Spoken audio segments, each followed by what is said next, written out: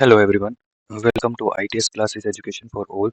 तो गाइस हमने स्टार्ट किया हुआ है क्लास 12th के इलेक्ट्रोकेमिस्ट्री चैप्टर को। चैप्टर नंबर 2 है। आज के क्लास में हम क्या करने वाले हैं, इसके नोट्स को कवर करेंगे। क्लास 12th का इलेक्ट्रोकेमिस्ट्री चैप्टर, इसके नोट्स को कवर करेंगे। मतलब कि जो भी इंपॉर्टेंट टर्म होगी या कॉन्सेप्ट होगा उनके बारे में इस क्लास में डिस्कस करेंगे। ठीक है, तो बिना किसी देरी के स्टार्ट करते हैं। सबसे पहले आता है कि इलेक्ट्रोकेमिस्ट्री होता है क्या है। इलेक्ट्रो का मतलब होता है इलेक्ट्रॉन से, और ये होता है केम का मतलब है केमिकल से रिलेटेड है केमिस्ट्री। ठीक है, तो it is defined as branch of chemistry. ये क्या है, ब्रांच है केमिस्ट्री की which deals with the relationship between chemical energy और इलेक्ट्रिकल एनर्जी। जो किसके बीच में डील्स करती है, किसके बीच में डील्स करती है भाई, केमिकल्स एनर्जी और इलेक्ट्रिकल एनर्जी के बीच में डील्स करती है। ठीक है, और उनके आपस में इंटर कन्वर्जन होता है। ठीक है, इलेक्ट्रिकल से केमिकल और केमिकल से इलेक्ट्रिकल, तो वो फॉर्म होती है वन फॉर्म टू अनोदर में। ठीक है, तो ये कन्वर्जन होता है इनके अंदर, तो इसी को हम क्या बोलते हैं, इलेक्ट्रो केमिस्ट्री बोलते हैं। तो भाई ये एक तरीके से केमिस्ट्री की ब्रांच है जो किसके साथ डील्स करती है, केमिकल एनर्जी और इलेक्ट्रिकल एनर्जी में डील्स करती है, और इनके बीच में जो कन्वर्जन होता है वो इलेक्ट्रोकेमिस्ट्री के अंदर ही पढ़ा जाता है। उसके बाद आता है हमारे पास इलेक्ट्रोलाइटिक कंडक्शन। कंडक्शन का मतलब भाई यहाँ पर एक तरीके से मूवमेंट से रिलेटेड है कंडक्शन का मतलब। ठीक है, इलेक्ट्रोलाइटिक कंडक्शन का मतलब है flow of electricity, flow of electricity due to movement of ion. यानी कि इलेक्ट्रिसिटी का फ्लो होता है किसके कारण, जब उसके अंदर आयंस मूव करते हैं थ्रू ए सॉल्यूशन। ठीक है, ये इलेक्ट्रोलाइट का मतलब रिलेट किससे कर रहा है यहाँ पर, केमिकल से कर रहा है। ठीक है, एक सॉल्यूशन होगा, उसके अंदर जब आयंस मूव करेंगे, आयंस मूव करेंगे तो उसके कारण, आयंस मूव करने के कारण इलेक्ट्रिसिटी फ्लो करेगी ऑफ एन इलेक्ट्रोलाइट। ठीक है, अब सॉल्यूशन के अंदर ऐसे तो है नहीं कि भाई अपने आप आयन मूव करने लग जाए, उसके अंदर हम इलेक्ट्रोलाइट डालेंगे। अब वो इलेक्ट्रोलाइट्स के आयन ही क्या करेंगे, सॉल्यूशन के अंदर मूव्स करेंगे, जिसके कारण हमारे पास इलेक्ट्रिसिटी प्रोड्यूस होती है। उसी को हम क्या बोलते हैं, इलेक्ट्रोलाइटिक कंडक्शन बोलते हैं। ठीक है, अगला जो डेफिनेशन है वो हमारी क्या है, इलेक्ट्रॉनिक कंडक्टर। मतलब कि देखो ये तो एक तरीके से प्रोसेस होगी। ठीक है, इलेक्ट्रोलाइटिक कंडक्शन, और ये एक तरीके से कंडक्टर एक सब्सटेंस है। ठीक है, जिसके अंदर इलेक्ट्रोलाइटिक कंडक्शन होता है। ठीक है, एक substance in which flow of electricity, भाई एक ऐसा सब्सटेंस जिसके अंदर इलेक्ट्रिसिटी फ्लो करती है due to flow of electrons. जब किसी सब्सटेंस के अंदर से इलेक्ट्रॉन फ्लो करते हैं या आयंस फ्लो करते हैं, उसके कारण जो उसके सब्सटेंस के अंदर इलेक्ट्रिसिटी फ्लो करेगी आयंस के मूवमेंट के कारण, उसी को हम क्या बोलते हैं, इलेक्ट्रॉनिक कंडक्टर बोलते हैं। ठीक है, उसी सब्सटेंस को इलेक्ट्रॉनिक कंडक्टर बोलते हैं। जैसे metal like copper, iron and graphite, ये हमारे पास क्या है, इलेक्ट्रॉनिक कंडक्टर है।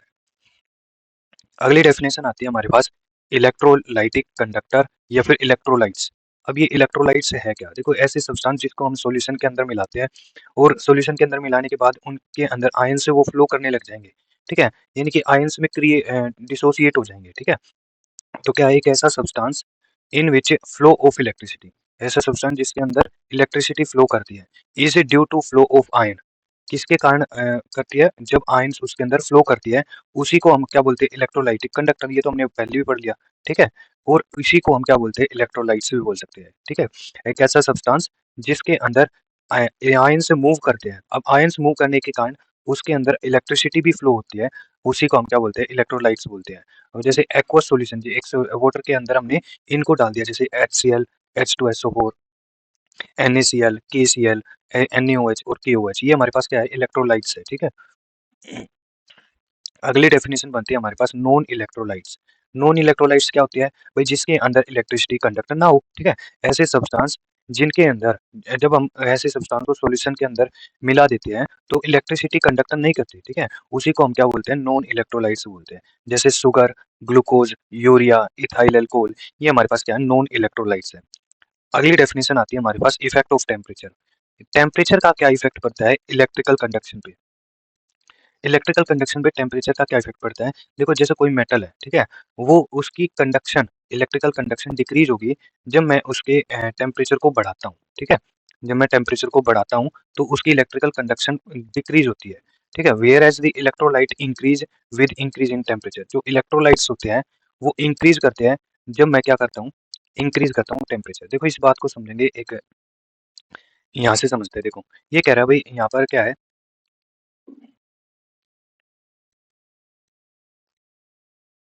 यहाँ देखेंगे। देखो मान लो कोई इलेक्ट्रोलाइट है सॉल्यूशन के अंदर। ठीक है, यहाँ पर सॉल्यूशन के अंदर इलेक्ट्रोलाइट है वो आयंस में कन्वर्ट हो गया, ठीक है? इसकी कुछ ना कुछ मूवमेंट होगी। मैंने क्या किया, इसमें टेम्परेचर बढ़ा दिया इसको। क्या किया, किसी भी तरीके से टेम्परेचर को बढ़ा दिया। अब टेम्परेचर बढ़ाने के कारण क्या होगा, इनकी मान लो कुछ ना कुछ मूवमेंट थी, ठीक है? कुछ अमाउंट से क्या मूवमेंट थी। अब क्या हो रहा है,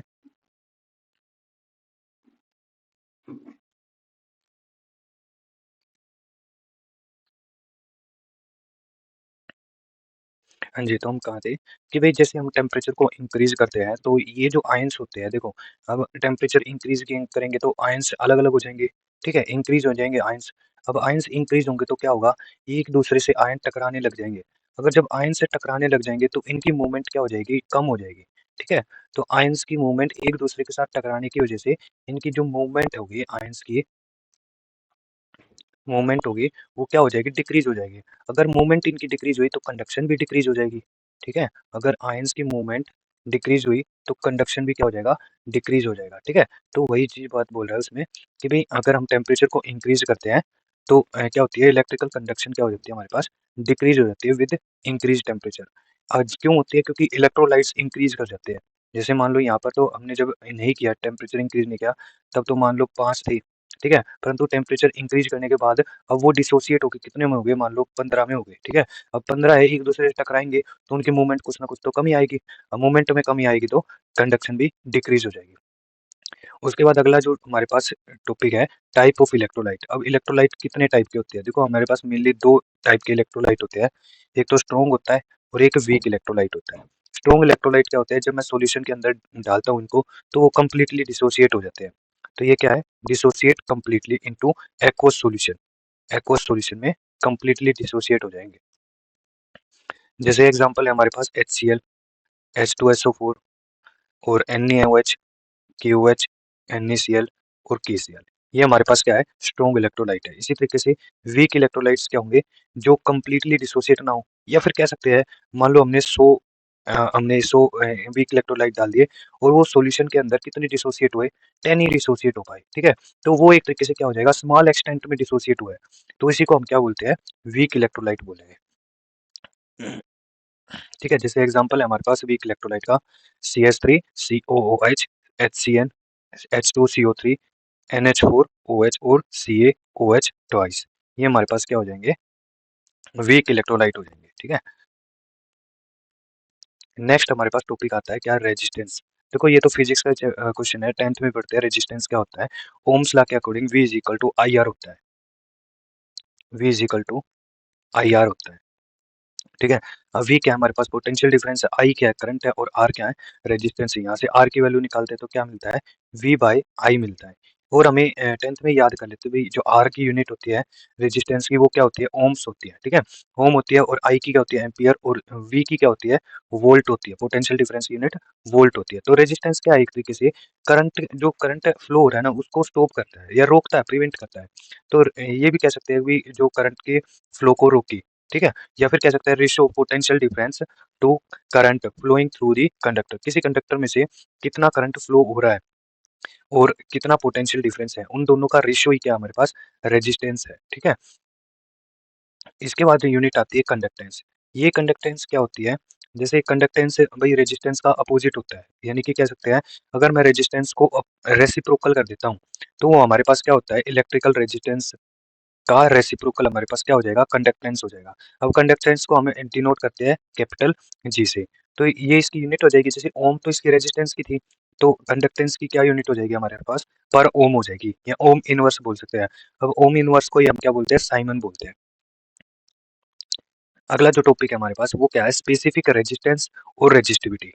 स्पेसिफिक रेजिस्टेंस बोले या फिर रेजिस्टिविटी बोले, इसको डिनोट करते हैं हम किससे, रो से डिनोट करते हैं।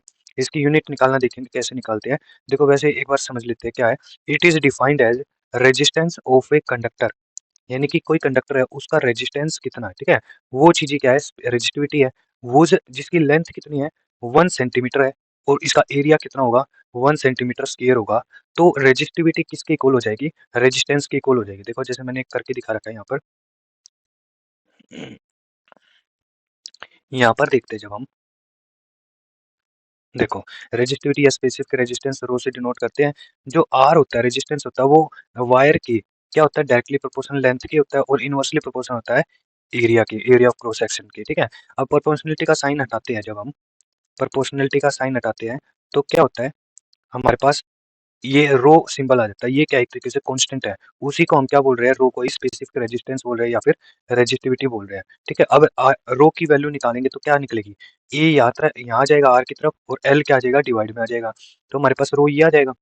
अब इसकी यूनिट देखते हैं तो कैसे निकलेगी, आर, तो क्या है, आर की यूनिट क्या थी हमारे पास, ओम।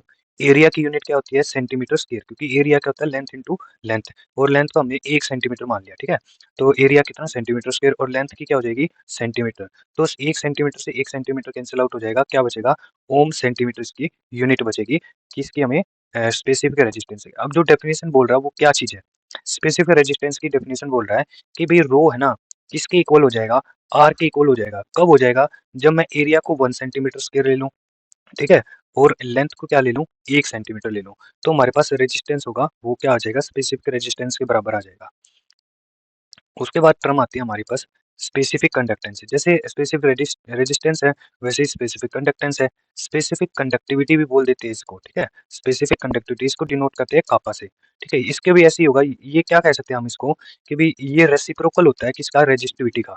जो हमारे पास रो होता है ना, इसका अपोजिट कर देते हैं तो क्या हो जाता है हमारे पास, रेजिस्टिविटी, ये कंडक्टिविटी आ जाती है, ठीक है। Reciprocal of resistivity is called conductivity. अब इसको कैसे डिफाइन कर सकते हैं कंडक्टिविटी को, जो कंडक्टेंस होता है किसके, 1 सेंटीमीटर क्यूब के अंदर, 1 सेंटीमीटर क्यूब के अंदर कोई सॉल्यूशन है हमारे पास, उसके अंदर एक वॉल्यूम ले लिया 1 सेंटीमीटर क्यूब, तो उसका कंडक्टेंस कितना है, वही क्या होता है हमारे पास, ये होता है कंडक्टिविटी। जैसे मान सकते हैं भाई यहाँ पर एक सॉल्यूशन है हमारे पास, ठीक है, उस सॉल्यूशन के अंदर एक यूनिट वॉल्यूम ले लेता हूँ मैं, 1 सेंटीमीटर क्यूब, एक क्यूबिक बॉक्स बना लेता हूँ मैं।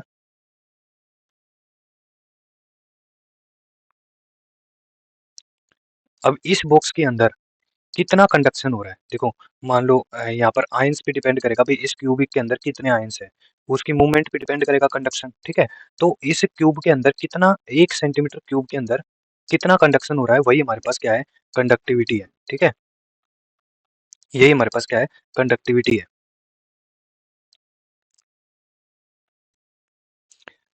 यानी कि कोई भी इलेक्ट्रोलाइट डाला हमने, वो एक्वस सॉल्यूशन के अंदर डिसोसिएट हुआ, डिसोसिएट होगा तो वो आयंस में कन्वर्ट होगा, और 1 सेंटीमीटर क्यूब के अंदर कितना वो क्या हो रहा है, उसकी मूवमेंट हो रही है, वही क्या हमारे पास कंडक्टिविटी है, ठीक है।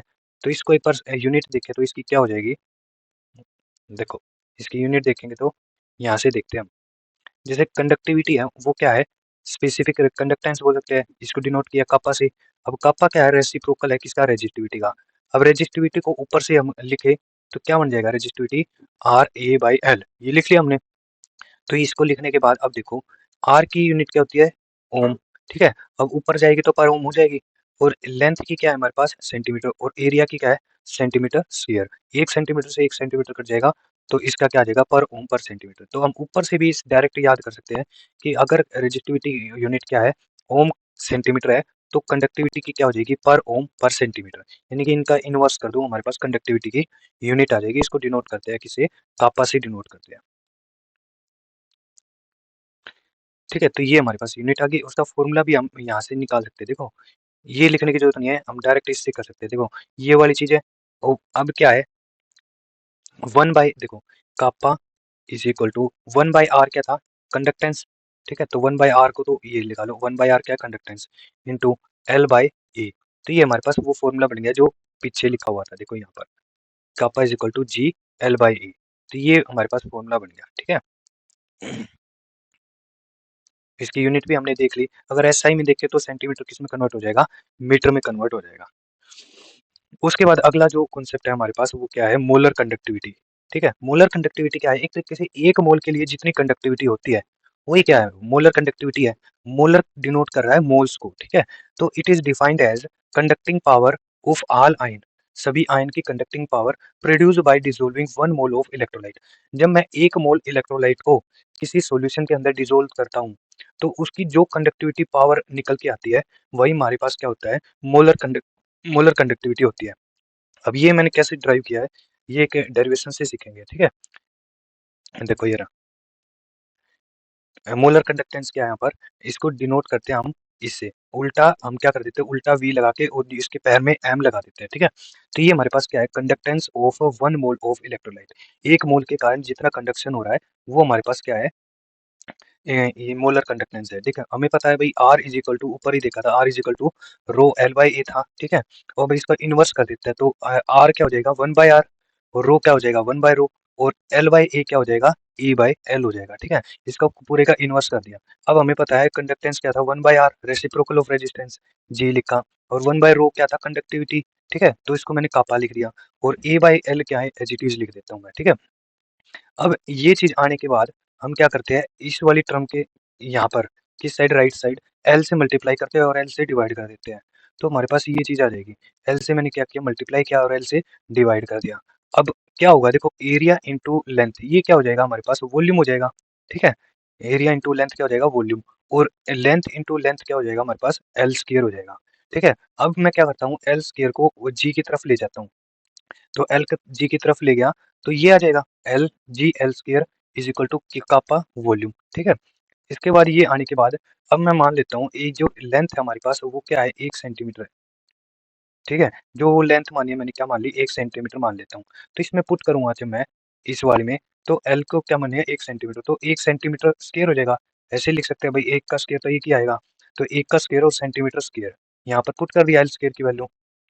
और जी अब मैंने क्या किया सेकंड स्टेप में, जो नंबर ऑफ मोल्स है एन, एन क्या है यहाँ पर, मोल्स है, उसको मैंने क्या किया, दोनों तरफ डिवाइड कर दिया। और जब मैंने नंबर ऑफ मोल्स को दोनों तरफ डिवाइड किया तो ये जो वैल्यू बनी ना, देखो जब मैंने नंबर ऑफ मोल्स को डिवाइड कर दिया दोनों तरफ, ठीक है। अब दोनों तरफ डिवाइड करने के बाद क्या हुआ, V/N बोल सकते हैं इसको क्या, मोलर वॉल्यूम। V/N को क्या बोल सकता हूँ मैं, मोलर वॉल्यूम बोल सकता हूँ। इसको मैं डिनोट करता हूँ किससे, Vm से, ठीक है। या फिर मैं कह सकता हूँ N/V क्या होता है हमारे पास, एक कंसंट्रेशन होती है जिसको हम बोलते हैं मोलरिटी, यानी कि number of moles of solute divide by volume of solution, ये हमारे पास क्या है, कंसंट्रेशन है, ठीक है। इसको मैं क्या बोल सकता हूँ, मोलरिटी। और G/N क्या होता है, G/M, जैसे V/M क्या था, मोलर वॉल्यूम, और G/N क्या हो जाएगा, मोलर कंडक्टेंस हो जाएगा। भाई कितनी कंडक्टेंस है एक मोल के अंदर, किसी मोल के अंदर, ठीक है। तो वो क्या है, मोलर कंडक्टेंस। कितना वॉल्यूम है एक मोल के अंदर, ये क्या है, मोलर वॉल्यूम, ठीक है। अब मैं धीरे क्या करूंगा, बारी बारी इसकी वैल्यू को पुट करूंगा। अब हमारे पास देखो क्या है, G/N भी है, ठीक है।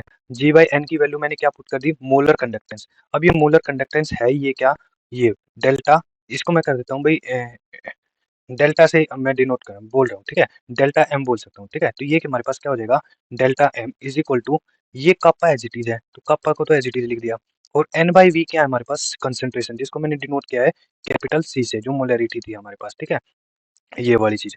तो इसको मैंने क्या कर दिया, N/V को क्या कर दिया, C लिख दिया, ठीक है। तो नीचे आ जाएगा C।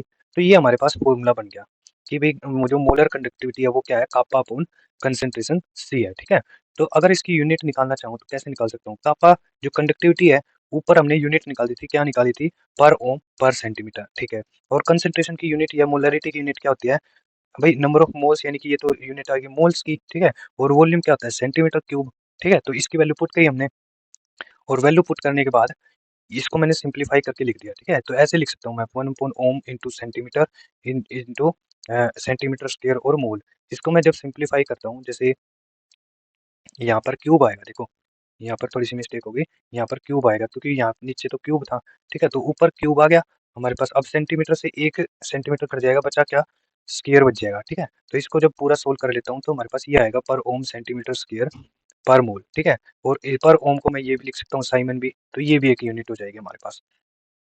तो काफी आसान था, इसकी एसआई यूनिट, यानी एसआई तो नहीं है ये कह सकते, पर यूनिट है ये, ठीक है। एसआई यूनिट में सेंटीमीटर को मीटर में कन्वर्ट करना पड़ेगा, ठीक है। तो ये हमारे पास यूनिट आ जाएगी, और ऊपर क्या हमारे पास, ये इसका फॉर्मूला आ जाएगा, ठीक है। Molar conductivity is equal to conductivity divide by concentration, ठीक है। तो ये देखो वही लिखा हुआ है, जो 1000 लिखा हुआ है ना, ये किसके लिए है, जैसे वॉल्यूम होता है वो ml में दिया जाता है, ठीक है। उसको किस में कन्वर्ट करने के लिए, लीटर में कन्वर्ट करने के लिए, तो 1000 हम क्या करते हैं, मल्टीप्लाई कर देते हैं। परंतु ऐसा हम जब करेंगे जब हमें ये मिलीलीटर में दिया होगा वॉल्यूम, ठीक है। अगर ऐसे ही देखते हैं सिंपल लीटर में, तो हम कोई भी 1000 लगाने की जरूरत है नहीं, वो हम डायरेक्ट फॉर्मूले में पुट करेंगे, कप अपॉन मोलरिटी, ठीक है। तो उम्मीद करता हूँ ये समझ में आया होगा, और यूनिट हमारे पास ये लिखी हुआ है, साइमन मीटर स्क्वायर पर मोल, ये ऐसा ही है। और ये हमारे पास ये क्या है, सिंपल यूनिट है जो हम आगे पहले से ही करते आ रहे थे, सेंटीमीटर में लेके आ रहे हैं, पर ओम सेंटीमीटर स्क्वायर पर मोल। ठीक है, हमारे पास जो अगला टॉपिक आएगा वो क्या है, इक्विवेलेंट कंडक्टिविटी है। इक्विवेलेंट कंडक्टिविटी क्या होती है, जैसे यहाँ पर मोलैरिटी था, यहाँ पर हमारे पास क्या था, मोलैरिटी था, है ना। तो अब मोलैरिटी की जगह पे हम क्या पुट कर देते हैं, नॉर्मेलिटी पुट कर देते हैं। यहाँ क्या पुट कर देते हैं, नॉर्मेलिटी पुट कर देते हैं। अब वो नॉर्मेलिटी हमारे पास क्या है, इक्विवेलेंट कंडक्टिविटी आ जाए। ई क्या उसे डिनोट करते हैं, इक्विवेलेंट से। देखो इसको भी एक बार समझेंगे, पहले इसकी डेफिनेशन देख लेते हैं। जो इक्विवेलेंट कंडक्टिविटी होती है वो क्या होती है, it is defined as conducting power of all ion, मतलब ये सभी आयंस की कंडक्टिंग पावर को कैलकुलेट करता है इक्विवेलेंट कंडक्टिविटी। कैसे, produce by dissolving 1 gram equivalent. जब मैं 1 ग्राम इक्विवेलेंट इलेक्ट्रोलाइट को सोल्यूट के अंदर डिसोल्व करता हूँ, 1 ग्राम इक्विवेलेंट इलेक्ट्रोलाइट को सॉल्यूशन के अंदर डिसोल्व करता हूँ, तब उसके कारण जितनी कंडक्टिविटी आती है उसी को मैं क्या बोलता हूँ, मोलर या फिर इक्विवेलेंट कंडक्टिविटी बोलता हूँ। ठीक है, तो फॉर्मूला लगभग लगभग सही सेम रहेगा। एम की जगह पे हमने क्या रख दिया, एन रख दिया। ये क्या हमारे पास नॉर्मेलिटी है। ठीक है, ये हमारे पास क्या है, नॉर्मेलिटी है, यहाँ लिखा हुआ है। ठीक है, तो इसकी यूनिट देख लेते हैं एक बार। बस सिंपल हमने मोलरिटी की जगह पे नॉर्मेलिटी पुट करना है, उसके हिसाब से यूनिट आ जाएगी। देखो इक्विवेलेंट कंडक्टिविटी, इसको डिनोट करते हैं हम डेल्टा ई क्यू से। ठीक है, डेल्टा ई क्यू क्या है, कापा अपॉन नॉर्मेलिटी। ठीक है, अब सी इक्विवेलेंट लिखा हुआ है, इसका मतलब इक्विवेलेंट को डिनोट कर रहा है ये। ठीक है, वहां पर मोलरिटी था, सिंपल लिख सकते थे। अब पहले नॉर्मेलिटी को देख लेते हैं वो क्या चीजें होती है। ठीक है, नॉर्मेलिटी जब तक नहीं समझ में आएगी जब तक हमें ये नहीं आएगा। देखो नॉर्मेलिटी होती है number of equivalent gram equivalent of solute. क्या होता है normality, number of gram equivalent of solute divide by volume of solution. देखो मोलरिटी के अंदर भी वॉल्यूम ऑफ सॉल्यूशन तो था ही, डिफरेंट क्या है हमारे पास, यहाँ मोल्स की जगह पे यहाँ पर क्या आ गया, ग्राम इक्विवेलेंट ऑफ सोल्यूट आ गया। अब ग्राम इक्विवेलेंट ऑफ सोल्यूट को कैसे निकालते हैं, ग्राम इक्विवेलेंट ऑफ सोल्यूट को निकालते हैं भाई इससे, ये रहा फॉर्मूला, गिवन मास किसका, सोल्यूट का, डिवाइड बाय इक्विवेलेंट मास। हमें गिवन मास भी पता चल जाएगा अभी जो क्वेश्चन में गिवन होगा। ठीक है, सोल्यूट का जो गिवन मास होगा वो कैलकुलेट कर लेंगे, पर इक्विवेलेंट मास कैसे कैलकुलेट करें। अब इसका भी एक फॉर्मूला होता है, इक्विवेलेंट मास कैसे कैलकुलेट करते हैं कि molar mass divide by Z factor. Equivalent mass कैसे कैलकुलेट करेंगे, molar mass divide by Z factor. अब ये जेड फैक्टर क्या है, मोलर मास भी हम पता कर सकते हैं। मोलर मास एग्जैक्टली वही है कि मोलिकुलर मास, भाई जैसे H2O का मोलिकुलर मास क्या होता है, 18 होता है, वैसे ही मोलर मास निकालते हैं। ठीक है, वही टर्म है। और जेड फैक्टर कैसे निकालते हैं, कोई भी आयंस होगा उसके कुछ ना कुछ पॉजिटिव और नेगेटिव चार्ज होगा, या तो तुम कैलकुलेट कर लो total number of positive charge, या तुम कैलकुलेट कर लो total number of negative charge. इनमें से एक कैलकुलेट करना है, या तो पॉजिटिव चार्ज कैलकुलेट कर लो टोटल, या नेगेटिव चार्ज टोटल कैलकुलेट कर लो। वो हमारे पास क्या आ जाता है, जेड फैक्टर आ जाता है। इससे हम क्या निकालेंगे, नॉर्मेलिटी निकाली जा सकती है। अब इसकी अगर देखें कि भाई मोलर कंडक्टिविटी और इक्विवेलेंट कंडक्टिविटी, इनमें क्या रिलेशन होता है, तो मोलर कंडक्टिविटी इक्वल होता है Z factor into equivalent conductivity. अब यूनिट क्या हो जाएगी यहाँ पर, देखो सिंपल सा यूनिट, अगर नॉर्मेलिटी की पूरी चीजें पुट करें तो यहाँ पर क्या आया था, देखो ऊपर वाली टर्म आई थी यानी कि पर मोल आया था।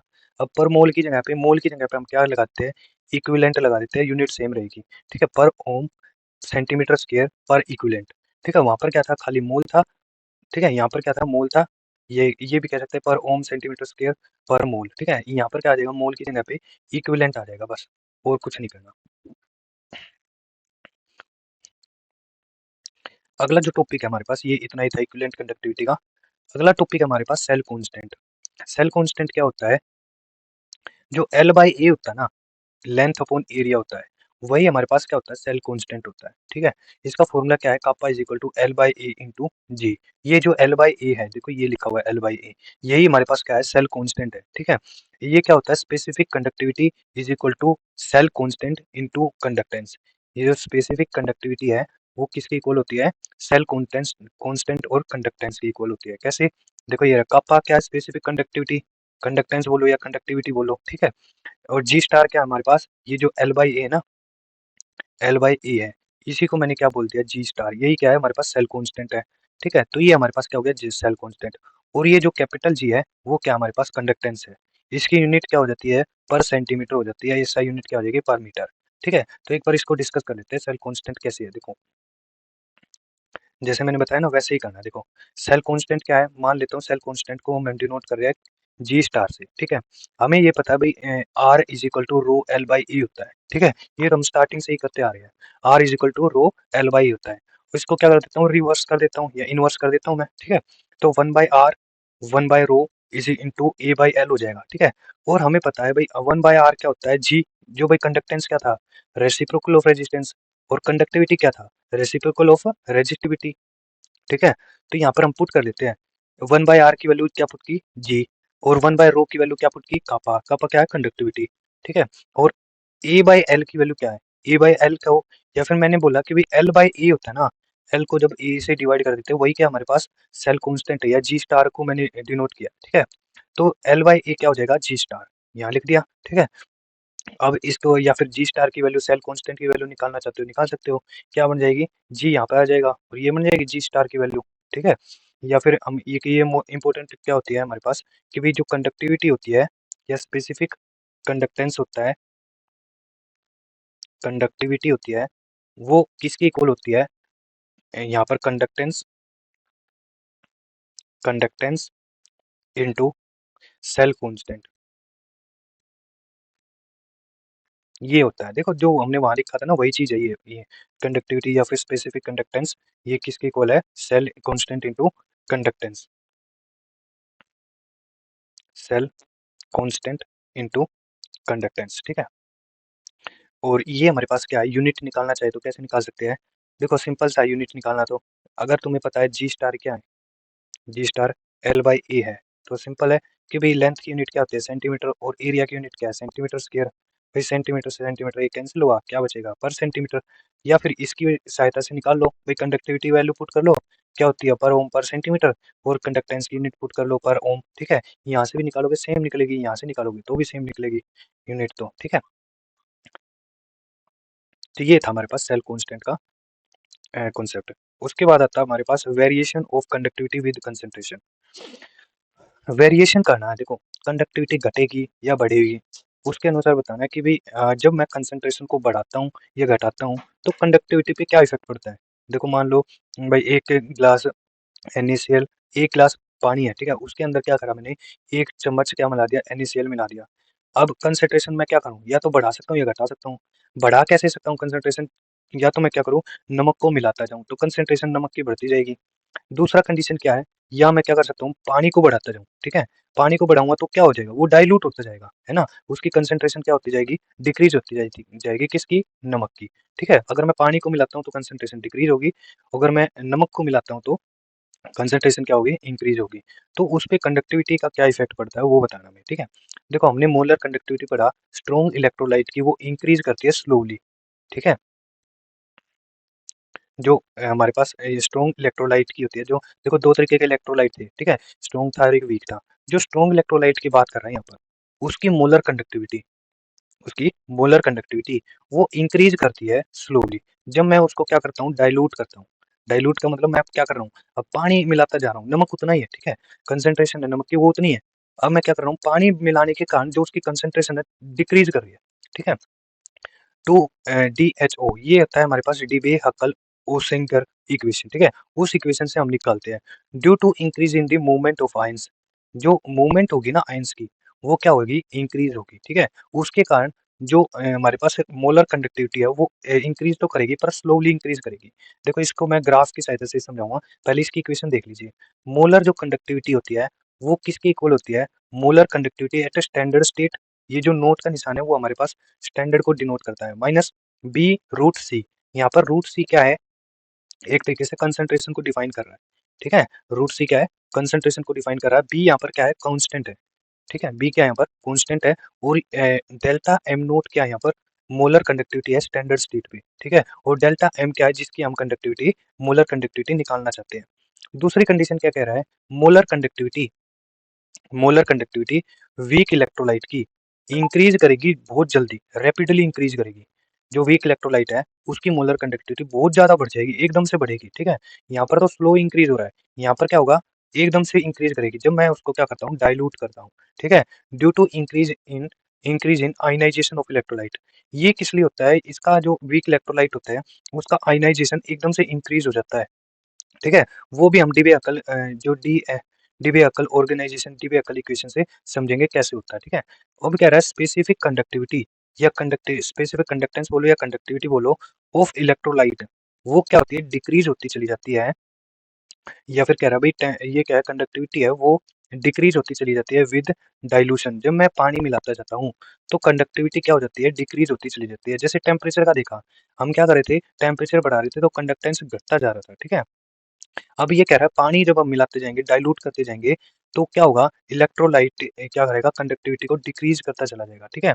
इलेक्ट्रोलाइट की कंडक्टिविटी डिक्रीज होती जाएगी बिकॉज आयन परसेंट पर cubic of solution become less. जो आयंस प्रेजेंट होंगे ना किसके अंदर, पर क्यूबिक का मतलब 1 सेंटीमीटर क्यूब के अंदर जो आयंस प्रेजेंट होंगे, सॉल्यूशन होगा जो हमारे पास, ठीक है, वो क्या हो जाएगा, लेस हो जाएगा जब मैं डाइल्यूट करता जाऊंगा, ठीक है।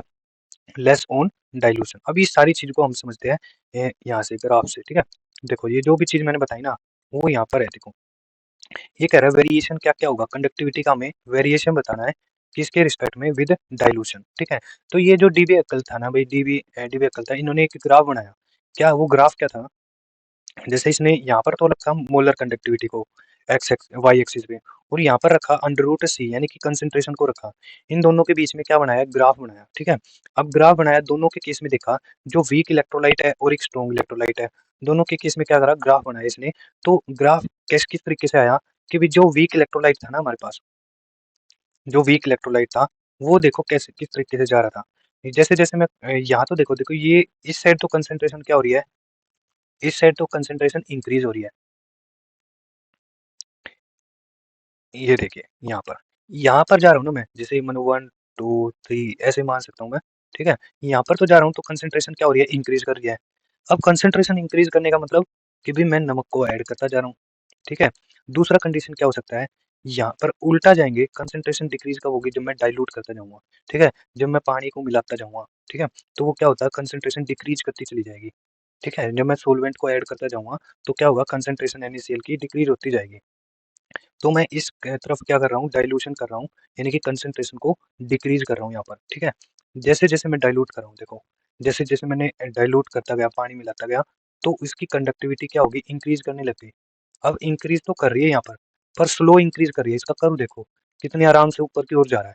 कर्व क्या डिनोट कर रहा है कि भाई ये जो हमारे पास इंक्रीज हो रही है ना कंडक्टिविटी, वो बिल्कुल स्लो हो रही है, ठीक है। तो ये ग्राफ आप जब इजिली एक्सप्लेन कर पाओगे तो आराम से समझ पाओगे, ठीक है। तो यहाँ देखिए, अब स्ट्रॉन्ग इलेक्ट्रोलाइट्स की तरफ देखा हमने, तो यहाँ पर स्ट्रॉन्ग इलेक्ट्रोलाइट में क्या था, ये जो हम डाइल्यूट कर रहे थे ना स्ट्रॉन्ग इलेक्ट्रोलाइट को, तो यहाँ पर क्या हो रहा था, एकदम से इंक्रीज आ रहा है, देखो ये जो स्ट्रेट लाइन डिनोट कर रही है ऊपर की तरफ, ये क्या कर रही है, जैसे जैसे मैं डाइल्यूट कर रहा हूँ, तो ये क्या कर रहा है, कंडक्टिविटी एकदम से इंक्रीज कर रही है। भाई मैंने थोड़ा सा पानी मिलाया, कंडक्टिविटी इंक्रीज। परंतु वीक इलेक्ट्रोलाइट में क्या था, मैं क्या कर रहा हूँ, पानी मिलाता जा रहा हूँ, परंतु ये स्लोली इंक्रीज कर रहा है, ठीक है।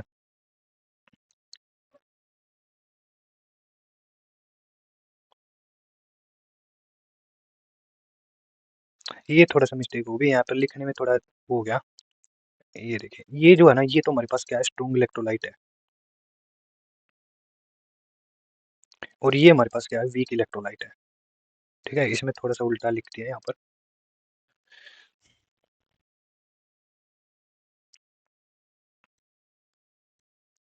ये तो हमारे पास क्या हो जाएगा, स्ट्रॉन्ग हो जाएगा, और ये क्या हो जाएगा, वीक हो जाएगा, ठीक है। वीक क्या है, रैपिडली इंक्रीज कर रहा है, ठीक है, और स्ट्रॉन्ग क्या है, स्लोली इंक्रीज कर रहा है। अब देखो, अब हमें मान लो मोलर कंडक्टिविटी निकालनी पड़ जाए, ठीक है। मोलर कंडक्टिविटी तो तभी पता चलेगी जब इस वाली एक्सिस पे कोई पॉइंट आएगा। जब हमने स्ट्रॉन्ग इलेक्ट्रोलाइट का देखा, तो यहाँ पर देखो ये कर्व है ना, ऊपर की ओर जा रहा है, और ये कभी भी है ना, इसकी तरफ जो डेल्टा ये है हमारे पास, डेल्टा एम यानी कि मोलर कंडक्टिविटी, ये कभी मिलेगी नहीं हमारे पास एट एंड पे, ठीक है, क्योंकि इसका कर्व ऊपर की ओर वाई एक्सिस पे पैरेलल चला गया। परंतु जब हमने देखा वीक इलेक्ट्रोलाइट पे, हम इसकी क्या कर सकते हैं, मोलर कंडक्टिविटी को कैलकुलेट कर सकते हैं। इसको क्या करेंगे, इस ग्राफ को एक्स्ट्रापोलेट करेंगे वाई एक्सिस की तरफ। अब वाई एक्सिस की तरफ प्रोलेट करेंगे तो एक पॉइंट ऐसा आएगा जो हमारे पास क्या है, ये पॉइंट देगा मोलर कंडक्टिविटी। अब ये जो पॉइंट आ रहा है मोलर कंडक्टिविटी, ये क्या है, मोलर कंडक्टेंस है किस पे, इनफाइनाइट डाइल्यूशन पे, ठीक है। यानी कि हमें नहीं पता, इनफाइनाइट का मतलब है हमें नहीं पता कि भी हमने कितना उसको उसके अंदर पानी डाला है, कितना उसको डाइल्यूट किया है।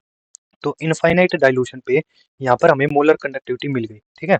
तो इसी को हमने क्या कर दिया, ये पॉइंट निकाल दिया वीक इलेक्ट्रोलाइट का, ठीक है। तो वीक इलेक्ट्रोलाइट का हम क्या निकाल सकते हैं, मोलर कंडक्टिविटी निकाल सकते हैं, वो भी इनफाइनाइट डाइल्यूशन पे। ठीक है, मोलर कंडक्टिविटी यहाँ पर निकाल सकते हैं। वो जो सेकंड चीज बोल रहा है कि भाई ये वाली चीज देखो यहाँ पर, ये वाली लाइन बोल रहा है कि भी स्पेसिफिक कंडक्टिविटी वो क्या होगी, इलेक्ट्रोलाइट की डिक्रीज होगी जब मैं डाइल्यूशन करता हूँ। मान लो कंडक्टिविटी वैसे है क्या भाई, conductance of 1 centimetre cube of solution, एक सॉल्यूशन है, उस उसके अंदर हमने क्या डाल दिया, इलेक्ट्रोलाइट डाल दिया। अब वो डिसोसिएट करेगा, उसमें मोशन होगा, ठीक है, आयन से क्या करेंगे, मूव करेंगे। अब 1 सेंटीमीटर के अंदर, 1 सेंटीमीटर क्यूब के अंदर, यानी कि यही क्या हमारे पास वॉल्यूम है, यूनिट वॉल्यूम, उसके अंदर क्या करेंगे, जितना कंडक्शन है वही हमारे पास कंडक्टिविटी है। अब देखा हमने भी जब क्या थे, नंबर ऑफ आयन इन क्या थे, इंक्रीज थे। कब, जब मैंने क्या किया, डाइल्यूट नहीं किया था, ठीक है, जब मैंने क्या था वैसे ही डाल दिया इसके अंदर, ठीक है, आयंस इलेक्ट्रोलाइट डाला सॉल्यूशन के अंदर, तो इसके जो आयंस है वो नजदीक नजदीक थे। जब मैंने डाइल्यूट किया तो आयंस क्या हो गए, दूर दूर हो गए, एक दूसरे से दूर दूर हो गए जब मैंने डाइल्यूट किया। अब देखो ये जो यूनिट क्यूब है, ठीक है, इसको मान सकता हूँ पर 1 सेंटीमीटर क्यूब, ठीक है। तो ये हमारे पास क्या है, 1 सेंटीमीटर क्यूब का बॉक्स है, इसके अंदर जितने आयन है वो क्या हमें दिखा रहे, दे रहे हैं, इंक्रीज है, ठीक है। और जब मैंने डाइल्यूट कर दिया तो 1 सेंटीमीटर क्यूब बॉक्स के अंदर जो नंबर ऑफ आयंस है वो क्या है, डिक्रीज हो गए, क्योंकि आयंस क्या हो गए यहाँ पर, दूर दूर हो गए, डाइल्यूशन के कारण क्या हो गया, आयंस दूर दूर हो गए।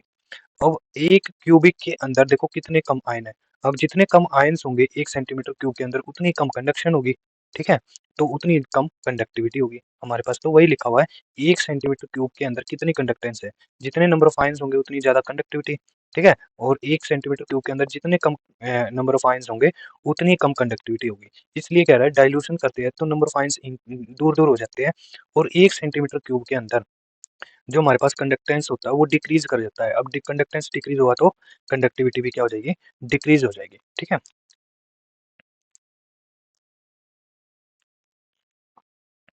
अब बात करते हैं कोलराज लॉ पे। कोलराज लॉ क्या कहता है, ये मेनली किसके लिए है, वीक इलेक्ट्रोलाइट के लिए है। देखो हमने जो मोलर कंडक्टिविटी है हम किससे निकाल सकते हैं, एक्सट्रापोलेट करके वीक इलेक्ट्रोलाइट की क्या कर सकते हैं, मोलर कंडक्टिविटी निकाल सकते हैं, ठीक है। तो ये कोलराज लॉ किसके लिए है, वीक इलेक्ट्रोलाइट्स के लिए है, ठीक है। तो ये कहता है molar conductivity of electrolyte eight infinite dilution. हम क्या निकालते हैं, मोलर कंडक्टिविटी निकालेंगे किसकी, इलेक्ट्रोलाइट की, कहाँ पर, एट इनफाइनाइट डाइल्यूशन पे। इज वो क्या निकलेगी हमारे पास, is sum of ionic conductivity. भाई मैं जितनी भी आयनिक कंडक्टिविटी है ना उनको सम कर देता हूँ। अब आयनिक कंडक्टिविटी वो कैटाइन की भी हो सकती है और एनायन की भी हो सकती है। जब मैं इनको सम करके मोलर कंडक्टिविटी निकालता हूँ किसकी, वीक इलेक्ट्रोलाइट की, तो वही हमारे पास क्या है, कोलराज लॉ है, ठीक है। कोलराज लॉ क्या कहता है, वीक इलेक्ट्रोलाइट की मोलर कंडक्टिविटी कैसे निकाले, इनफाइनाइट डाइल्यूशन पे, ठीक है, मोलर कंडक्टिविटी कैसे निकाले एट इनफाइनाइट डाइल्यूशन पे। तो वो किसकी सहायता से निकाल सकते हैं, कोलराज लॉ की सहायता से निकाल सकते हैं। देखो ये वाली बात कर रहे हैं, यहाँ पर हमें क्या चाहिए, मोलर कंडक्टिविटी निकालनी है, ठीक है, इस वाले पॉइंट की मोलर कंडक्टिविटी निकालनी है वीक इलेक्ट्रोलाइट की, ठीक है, और इनफाइनाइट डाइल्यूशन पे निकालनी है। तो वो किस तरीके से निकाले, तो यहाँ पर ये बता रहा है, फॉर्मूला बता रहा है कि भी हम क्या कर सकते हैं, अगर हमें मोलर कंडक्टिविटी निकालनी है वीक इलेक्ट्रोलाइट की, तो मैं क्या करता हूँ, इन दोनों की कंडक्टिविटी को सम कर देता हूँ, दोनों की कैटाइन की। देखो कोई भी इलेक्ट्रोलाइट है वो डिसोसिएट होगा कैटाइन एनायन में, उनकी कंडक्टिविटी को मैं क्या कर देता हूँ, सम कर देता हूँ। तो हमारे पास क्या आ जाता है, मोलर कंडक्टिविटी आ जाएगी वीक इलेक्ट्रोलाइट की। जैसे एक एग्जांपल दे रखा है यहाँ पर, Al2SO4 थ्राइस। अब ये x क्या है और y क्या है यहाँ पर, ये जो x है और y क्या है, जैसे ये कंपाउंड है वीक इलेक्ट्रोलाइट है, इसको मैं क्या करता हूँ, जो x होगा वो क्या होगा, कैटाइन की कितने नंबर ऑफ एटम है, ठीक है, कैटाइन कितने हैं, वो 2 है, तो x की वैल्यू क्या है 2। एनाइन कितने हैं 3, तो एनाइन की वैल्यू क्या है, y की वैल्यू क्या है 3 है, ठीक है। तो इसको क्या कर देता हूँ मैं, जैसे एक एग्जाम्पल और ले लेते हैं, एसिटिक एसिड जो ये हमारे पास वीक इलेक्ट्रोलाइट है, इसका हमें क्या करना है, डेल्टा ओ की वैल्यू निकालनी है, यानी कि इनफाइनाइट डाइल्यूशन पे मोलर कंडक्टिविटी निकालनी है। कैसे निकालूंगा, भाई देखो मोलर कंडक्टिविटी जब भी निकालते हैं ना इनफाइनाइट डाइल्यूशन पे, तो हमें स्ट्रॉन्ग इलेक्ट्रोलाइट को वीक इलेक्ट्रोलाइट के अंदर कंबाइन करना पड़ता है, ठीक है। तो मैंने क्या किया, CH3COOH को NaCl के साथ कंबाइन कर दिया, इस HCl के साथ कंबाइन कर दिया, ठीक है। NaCH3COOH को मैंने किसके साथ कंबाइन कर दिया, NaCl के साथ कंबाइन कर दिया। तो कैसे निकाल सकता हूँ, देखो अब रिएक्शन होगी तो क्या होगा, हमारे पास CH3COONa मिलेगा, ठीक है, और एक क्या मिलेगा, HCl मिल जाएगा। इसकी रिएक्शन एक बार करके दिखा देते हैं। देखो जैसे NaCl, ये क्या हमारे पास स्ट्रॉन्ग इलेक्ट्रोलाइट, ठीक है। इसको मैंने कंबाइन कर दिया किसके साथ, वीक इलेक्ट्रोलाइट की हमें क्या निकालनी है, मोलर कंडक्टिविटी। ये एसिटिक एसिड है, ये क्या है, वीक इलेक्ट्रोलाइट है, इसकी हमें क्या निकालनी है, मोलर कंडक्टिविटी, और वो भी इनफाइनाइट डाइल्यूशन पे, ठीक है। डेल्टा एम निकालना है इनफाइनाइट डाइल्यूशन पे।